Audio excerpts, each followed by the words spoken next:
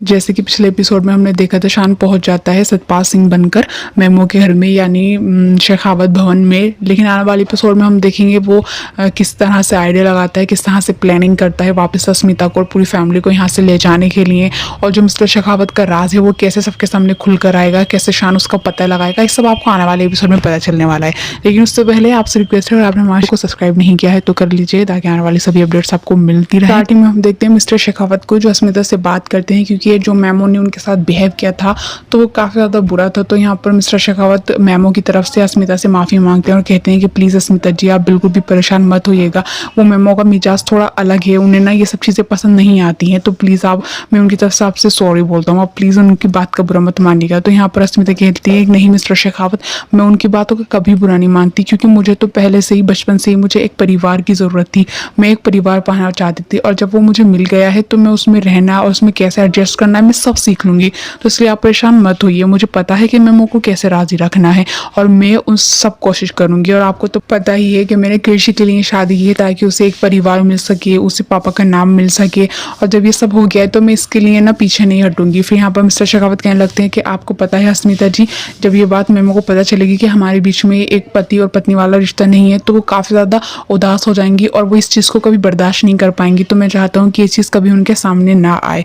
और वैसे भी आपको भी अब सोच लेना चाहिए, आखिर कब तक आप हमसे इस तरह से दूर रहेंगी। तो यहाँ पर अस्मिता को बुरा लग जाता है, वो कहती है कि प्लीज़ मिस्टर शेखावत, आप ये बात मुझसे दोबारा मत कहिएगा, क्योंकि मैंने आपसे पहले ही कहा था कि ऐसा कुछ नहीं हो सकता। मैंने शादी की है तो सिर्फ बच्चों की खुशी के लिए, ताकि बच्चों को उनके हिस्से का, मम्मी पापा का प्यार मिले। तो यहाँ पर फिर चल जाती है वो कहकर। तो मिस्टर शेखावत बाद में सोचने लगते हैं कि अस्मिता जी, जैसे आपने हमसे अपना हाथ छुटाया है ना, तो वो दिन दूर नहीं है जब आप खुद हमारे पास आएंगी, और हम किसी भी कीमत पर आपको खो नहीं सकते।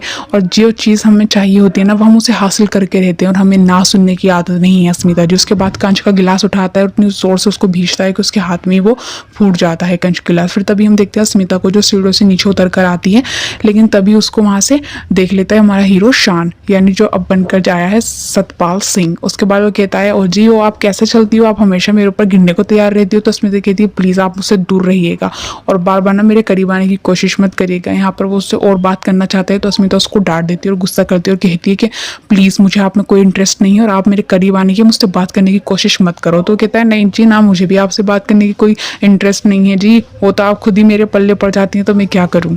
यहाँ अस्मिता और शान में थोड़ी बहस होती है। तो यहाँ पर शान कहता है कि तुम कुछ भी करो, लेकिन ज़्यादा देर तक मुझसे दूर नहीं रह पाओगी और मैं तो अपनी फैमिली को यहाँ से लेकर ही जाऊँगा।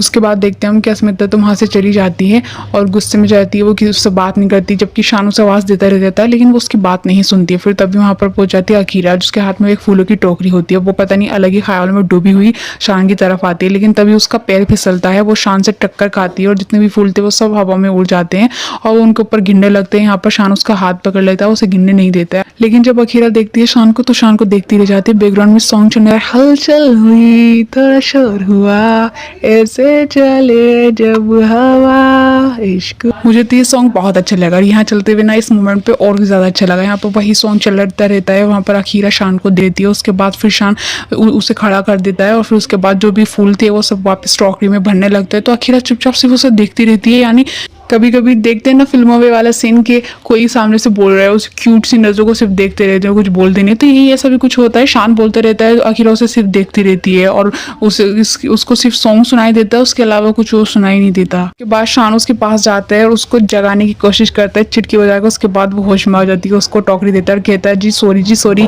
तो कहते thank you so much Satpal ji, आपने फिर से मुझे बचा लिया, वरना आज तो मेरा क्या ही होता। तो कहता है नहीं जी नहीं, आजकल पता नहीं क्या हो गया, सारी लड़कियां मुझ पर गिरती हैं। फिर उसके बाद सतपाल वहां से चला जाता है। उसके बाद वो फूल लेकर टोकरी में फिर से उसकी याद में खो जाती है। ये कहती कुछ भी हो, ये बंदा बड़ा प्यारा है। फिर तभी हम देखते हैं ब्रेकफास्ट का टाइम हो जाता है, अस्मिता सबको सर्व करने लगती है। तो यहाँ पर सतपाल सिंह आकर बच्चों को तहजीब सिखाता है कि खाना खाना सिर्फ टाइम पर चाहिए, अगर टाइम पे कोई खाना खाने ना पहुंचे तो उसे दोबारा खाना नहीं मिलता है, ये इस घर के असूल होते हैं। और वैसे भी जब खाना टाइम पर खाओगे तो पेट में गुड़गुड़ नहीं होती। उसके बाद सब लोग वहाँ हंसने लगते हैं और फिर कहता है एक और असूल है इस घर के कि जब खाना खाते हैं तो कोई भी बात नहीं करता है, सिर्फ चुपचाप खाना खाते हैं। फिर तभी यहाँ पर कहने लगती है जो मेमोती कि जो भी ये कह रहे हैं ये बिल्कुल ठीक कह रहे हैं। उसके बाद अस्मिता से कहते हैं कि अस्मिता आप ये क्या कर रही हैं, आप शेखावत के साथ एक थाली में खाना खाइए। तो वो दोनों ये वाली बात जब शान सुनता है तो उसे अच्छा नहीं लगता है, तो अस्मिता भी कुछ कह नहीं पाते, मिस्टर शेखावत भी चुप हो जाते हैं। वो कैसे खाएं एक साथ सबके सामने एक थाली में खाना। तो मिस्टर शेखावत कहते हैं कि प्लीज़ मैम मुझे लगता है कि ऐसा नहीं करना चाहिए, बहुत पुराने ख्यालात हैं। तो यहाँ पर वो डांट देती हैं शेखावत को और कहती हैं कि आप इस तरह से मना नहीं करते, हम जैसा कह रहे हैं आपसे आपको वैसा ही करना होगा। उसके बाद हम शान को देखते हैं, उसे काफ़ी ज़्यादा बुरा लगता है ये बात कि अस्मिता मिस्टर शेखावत के साथ में खाना खाएगी।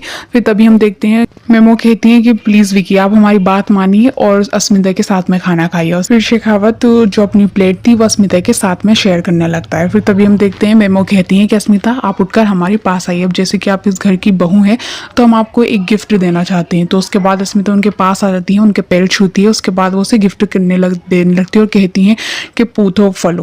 फिर तभी अस्मिता चौंक जाती है उनकी बात सुनकर। उसके बाद वापस आ जाती है और अपनी सीट पर बैठ जाती है। फिर तभी सब लोग वहाँ पर खाना खाने लगते हैं और बातें करने लगते हैं। लेकिन यहाँ पर जो अकीरा थी वो काफ़ी ज़्यादा लेट हो जाती है ब्रेकफास्ट में पहुँचने के लिए। तो यहाँ पर मैम उससे कहती हैं कि आप बहुत ज़्यादा लेट आई हैं तो आपकी यही सजा है कि आप खाना नहीं खाएंगी। ये बात सुनकर अकीरा खड़ी हो जाती है और वहाँ से चली जाती है। हालांकि उसे बहुत ज़्यादा भूख लगती है लेकिन वो उनके सामने कुछ नहीं कह पाती। उसके बाद वो अपने रूम में चली जाती है, उसे बहुत ज़्यादा भूख लगती है और वो कहती है कि मुझे कुछ तो करना पड़ेगा, मुझे छुपके से किचन में जाकर कुछ ना कुछ खाने का इंतज़ाम तो करना ही पड़ेगा वरना मैं तो मर ही जाऊँगी, सुबह तक मैं इंतज़ार नहीं कर सकती। फिर तभी वहाँ पर आ जाती है मेमो, तो उनको देखकर वो सोने की एक्टिंग करती है। वो कहती है कि अगर मुझे जागता हुआ देख ले तो लेक्चर सुनाएंगे। उसके बाद वो आती हैं अकीरा के पास और उसके माथे पे किस करती हैं और बहुत अफसोस करती हैं कि आज उन्हें भूखा सोना पड़ा। उसके बाद मेमो वहाँ से चली जाती हैं, चारों तरफ की लाइट ऑफ कर देती हैं और मेमो के जाते ही अकीरा उठकर बैठ जाती है और कहती है मेमो भी ना कभी तो इतनी क्यूट हो जाती है और कभी इतनी ज़्यादा गुस्से वाली हो जाती है, लेकिन मुझे खाने का इंतजाम तो करना ही पड़ेगा। उसके बाद वो छुपते छुपाते किचन में चली जाती है। फिर तभी हम देखते हैं यहाँ पर मिस्टर शेखावत को जो अपने रूम में होते हैं और ये सोच रहे होते हैं कि स्मिता जी बहुत जल्द हम ना एक साथ एक ही बेड पर लेटने वाले हैं, अगर ये बात मेमो को पता चली तो बहुत ज़्यादा बुरा होगा। फिर लेकिन जब वहाँ पर मिस्टर शेखावत सोता है अपने रूम में तो गेट बंद करना भूल जाता है। लेकिन तभी हम देखते हैं यहाँ पर मेमो जो पूरे घर को चेक कर रही हैं कि कहीं से कुछ खुला तो नहीं रह गया है, कहीं से कोई दरवाजे या कुंडियाँ खुली तो नहीं रही हैं, वो ये सब चेक कर रही थी। लेकिन तभी उसे किचन से आवाज़ आती है जैसे किचन में कोई है। लेकिन तभी वहाँ पर हम देखते हैं कि किचन में तो अकीरा खाना खा रही थी और दूसरी तरफ जो है मेमो वो किचन की तरफ बढ़ रही थी। लेकिन तभी वहाँ पर अकीरा को आकर शान बचा लेता है। शान उसके हाथ से प्लेट ले लेता है और उसे साइड में छुपा देता है। जब आती है मेमो तो शान को खाते हुआ देख लेती है और कहती है कि इस वक्त आप यहाँ ये क्या कर रहे हैं। तो वो बता देता है कि मुझे बहुत भूख लगी थी इसलिए मैं दोबारा खाना खाना आ गया हूँ और वैसे भी मैंने सोचा कि चुपचाप मैं खुद ही खा लूँ, अब क्या किसी को परेशान करूँ। उसके बाद मेमो चली जाती है तो अकीरा बाहर आ जाती है। अब अकीरा उससे कहती है कि thank you so much Satpal Singh, आपने मुझे दूसरी बार फिर बचा लिया। उसके बाद सतपाल सिंह वहाँ से चला जाता है यानी कि शान। उसके बाद अकीरा कहती है आप हो बहुत अच्छा, आपसे दोस्ती बढ़ानी पड़ेगी। फिर तभी हम देखते हैं यहाँ पर मेमो को जो अपने रूम में जा रही होती है लेकिन तभी उसको एहसास होता है कि विकी का दरवाज़ा खुला हुआ है। लेकिन तभी वो जब विकी का दरवाज़ा बंद करने जाती है लेकिन तब वो देखती है तो वो दोनों तो अलग अलग लेटे हुए थे। उसे ये देखकर बहुत बुरा लगता है कि अस्मिता तो बेड पर लेटी थी और विकी यानी शेखावत वो एक अलग सोफे पे लेटा था। वो कहती है कि ये चीज़ ना बहुत ज़्यादा गलत है, यानी अब मुझे पता चला कि तुम दोनों के बीच में पति पत्नी वाला तो रिश्ता है ही नहीं, लेकिन हम वादा करते हैं अपने विकी के लिए कि विकी आपको बहुत जल्द ना ये पत्नी वाला रिश्ता मिल ही जाएगा और उसके लिए हमें चाहे कुछ भी करना पड़े और हम करके रहेंगे। अब ये सारी बातें इसकी शान सुन लेता है। अब शान कहता है कि तू चाहे कितनी भी कोशिश कर ले मेमो नाम की औरत, लेकिन कभी मेरी अस्मिता को ना मुझसे छीन नहीं पाएगी और जो तू ये सोच रही है ना इस चीज़ में तो मैं तुझे कभी कामयाब नहीं होने दूंगा।